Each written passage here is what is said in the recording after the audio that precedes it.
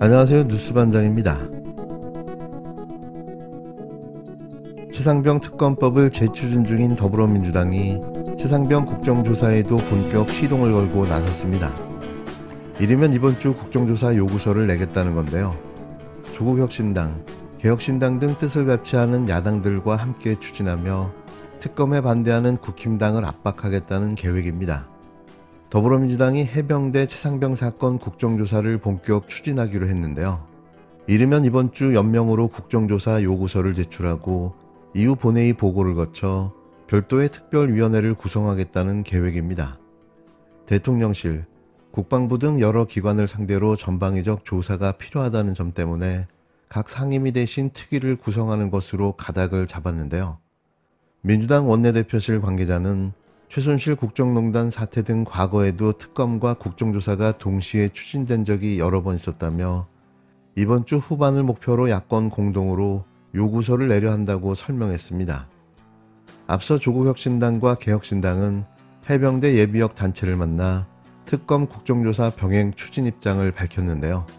민주당 주도의 법사위는 오는 21일 최상병 특검법 입법 청문회를 열고 이시원 전 공직기강 비서관 등 12명을 증인으로 부르기로 했습니다. 입법 청문회와 국정조사로 최상병 특검 통과를 위한 동력을 모으는 모양새인데요.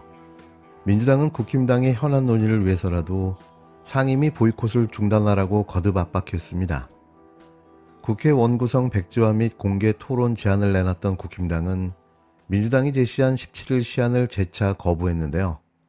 국힘당이 반대하더라도 야권 중심의 국정조사 특위 구성이 가능하기 때문입니다. 최상병 국정조사가 이번 주 한 차례 변곡점을 맞을 국회 원구성 협상에 또 다른 변수가 될 것으로 보여지는데요. 한심한 국힘당, 언제까지 이렇게 시간을 끌겠다는 건지 답답하기만 합니다. 그런데 말입니다. 우원식 국회의장은 의장이 된 지 며칠이나 지났다고 또다시 협치와 협의를 꺼내들고 나섰는데요. 우리의 걱정과 우려가 다시 현실이 된 겁니다. 우원식 국회의장은 16일 여야 대립으로 제22대 국회 원구성이 완료되지 못한 상황과 관련해 여야 간 협의를 지켜보는 상황이라고 밝혔습니다. 더불어민주당 일각에서는 단독으로라도 18일 본회의를 열어 공석인 7명의 상임위원장을 선출하고 원구성을 맞춰야 한다는 주장이 나오지만 우 의장은 여야 합의가 우선이라는 방침을 거듭 확인한 것으로 풀이되는데요. 잠시 사라졌던 협의가 다시 등장한 거죠. 이날 서울광장 이태원 참사 희생자 분향소를 찾은 우 의장은 기자들이 민주당에서 18일 상임위원장 선출을 위한 본회의를 열자는 요청이 있었냐는 질문에 이같이 답했는데요. 우 의장은 본회의를 개최하자는 민주당 주장에 대해 의장으로서 어떻게 생각하냐라는 물음에 지금 여야가 협의하고 있다고만 답했는데요.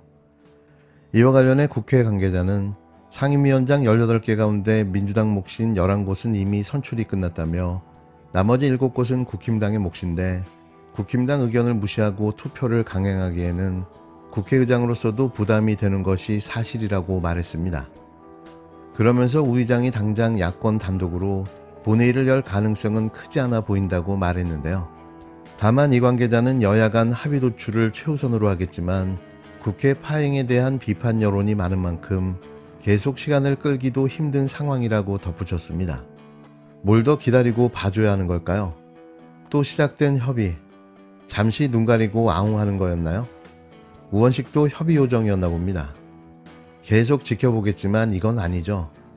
다시 말하지만 협치와 협의를 말하는 자가 간첩입니다. 국민의힘이 찾는 출구는 국회입니다. 안쓰러운 상임위 흉내 관두고 국회에서 떳떳이 일하십시오.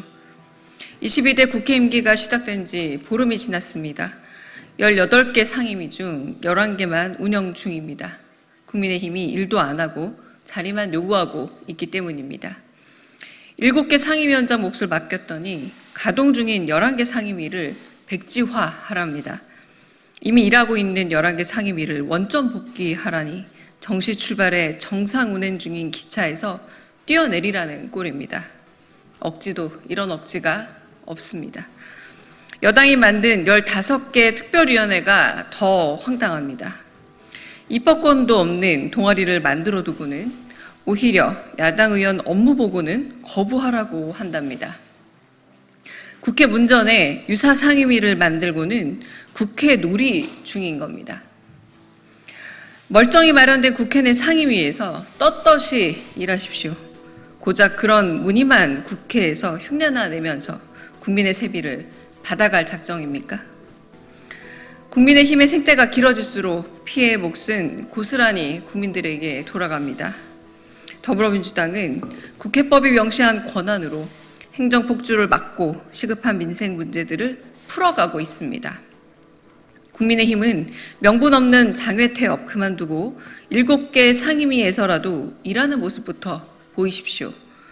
국민의힘이 찾는 출구는 국회에 있습니다. 본업 복귀가 가장 훌륭한 출구 전략입니다. 영일만 석유 문제를 토파볼 산자위, 대북 문제를 논할 국방위가 모두 국민의힘 몽리로 멈춰 섰습니다. 잠시 정차했던 국회는 17일 다시 정시 출발하고자 합니다.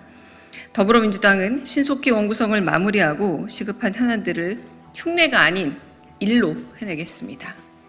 성태윤 대통령실 정책실장이 종합부동산세를 폐지하고 상속세 세율은 OECD 평균을 고려해 최소 30% 수준까지 인하는 것이 바람직하다는 입장을 밝혔습니다. 또 부자 감사를 하겠다고 이상한 정책을 들고 나왔는데요. 이 정부는 부자들을 위한 나라인가요? 어떻게 매번 이럴 수가 있는 걸까요? 성 실장은 16일 KBS 일요진단에 출연해 종부세 개편 필요성을 언급하며 주택가격 안정 효과는 미비했지만 세부담이 임차인에게 전가되는 요소가 상당히 있어 폐지 내지는 전면 개편이 필요하다고 말했는데요. 성 실장은 종부세는 지방정부의 재원을 목적으로 활용하는데 사실 재산세가 해당 기능을 담당하고 있어 재산세가 통합 관리하는 것이 이중과세 문제를 해결하는 것이라며 종부세 제도를 폐지하고 필요하면 재산세의 일부 흡수하는 것이 바람직하다는 주장을 내놨습니다. 또 부자들의 세금을 깎아주겠답니다. 서민들의 고요를 뽑아 이 나라를 운영하고 있는 이상한 정권. 대체 언제까지 이상한 정권을 보고만 있어야 하는 걸까요? 왜 부자들의 세금만 줄여주지 못해 이 난리가 나는 걸까요? 상위 5%도 안 되는 초부자, 대기업들만 이 나라의 국민이고 기업입니까? 정말 못 살겠다 바꿔보자는 말이 절로 나옵니다. 종합부동산세의 폐지를 포함하여 종합부동산세의 개편이 필요하지 않나 이렇게 생각을 하고 있습니다. 종합부동산세는 기본적으로 주택가격 안정 효과는 미미한 반면에 세 부담이 임차인에게 전가될 수 있는 요소가 상당히 있다고 보여지고요. 또 하나는 이제 이런 부분 때문에 폐지 내지는 전면적인 개편이 좀 필요하다고 생각이 들고 또 과도한 세부담 이슈가 있습니다. 이제 종부세 부과 가운데 이제 주택가격이 상승하면서 보유세 부담이 과거에는 우리나라가 OECD 국가 중에서 좀 낮은 쪽에 들었었는데 최근에는 한 11위 정도로 꽤 높은 축으로 지금 올라선 상태고요. 그다음에 이제 일부에서 1가구 1주택만 하면 어떠냐 이런 얘기도 나오긴 했습니다만 실제 이제 문제는 고가 1주택보다 저가 다주택을 가진 분들의 세 부담이 크다는 것도 실제로 문제입니다. 종부세 같은 경우에는 이 지방 정부의 재원 목적으로 지금 활용을 하고 있는데 사실 원래 이제 재산세가 그런 기능을 담당을 하고 있어서 재산세에 통합적으로 관리하는 것이 이중과세 문제도 해결되는 것이 아닌가 이렇게 생각이 듭니다. 따라서 종부세를 적정하게 개선을 해서 전반적으로 아예 재검토하는 것이 필요하다고 생각이 들고요. 여기에는 제도를 폐지하고 만약 필요한 부분이 있다라고 하면 재산세에 일부 흡수하는 것이 바람직하지 않나 이렇게 생각이 듭니다. 다만 이제 지금 당장 이제 전면 폐지하는 경우에는 전액 부동산 교부의 형태로 지방세로 지방에 이전해 주는 부분이 있는데 이제 여기에 따른 세수 문제가 있기 때문에 사실상 전면 폐지하는 즉 어떤 개념이냐 하면 초고가 1주택자들은 여전히 내시게 하고, 그다음에 보유 주택의 가액의 총합이 아주 고액이신 분들이 있거든요. 이제 그런 분들은 이제 세금을 내게 하는 형태로 해서, 다만 이제 일반적인 주택을 가지고 계신 분들, 그다음에 다주택자라 하더라도 보유 주택의 가액 총합이 아주 높지 않은 분들, 이런 분들은 종합부동산세를 폐지시켜 드리는 것이 바람직하지 않나 이렇게 생각이 듭니다.